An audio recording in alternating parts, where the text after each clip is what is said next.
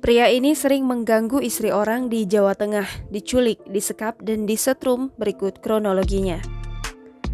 LBT, 26 tahun, seorang pria yang sering mengganggu istri orang, diculik, disekap, dan disiksa. Pelakunya adalah RA, 27 tahun, suami dari wanita yang sering diganggu oleh LBT. RA, warga Kelurahan Purwodiningrat, Kecamatan Jebres, Jawa Tengah, tidak terima istrinya sering diganggu. Kejadian penculikan itu terjadi di Kabupaten Sukoharjo, Jawa Tengah pada Selasa 16 April 2021 sekitar pukul 22.00 waktu Indonesia Barat. RA bersama dengan 3 rekannya yakni DS, EA, dan A menyekap LBT. Tak hanya menyekap, para pelaku juga menyetrum korban dengan alat setrum.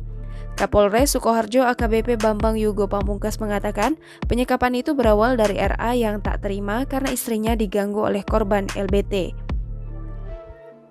Kemudian RA bersama dengan EA mencari keberadaan korban dan berhasil menemukan korban di rumahnya di Desa Blimbing, Kecamatan Gatak, Kabupaten Sukoharjo. Setelah itu, RA kemudian menghubungi DS agar menyusul ke rumah korban bersama pelaku lainnya. Saat itu, kata Bambang, pelaku mengajak korban untuk menyelesaikan masalah itu secara baik-baik. Namun, korban tidak mau. Kemudian tersangka RA dan DS menyeret korban keluar rumah dan memaksanya masuk ke dalam mobil. Setelah puas melakukan aksinya, para pelaku kemudian mengantar korban pulang ke rumahnya. Polisi yang mendapat laporan itu langsung melakukan penyelidikan dan penyidikan hingga akhirnya 2 dari 4 pelaku yakni RA dan DS ditangkap. Sementara itu, 2 pelaku lainnya EA dan A masih dalam pengejaran polisi.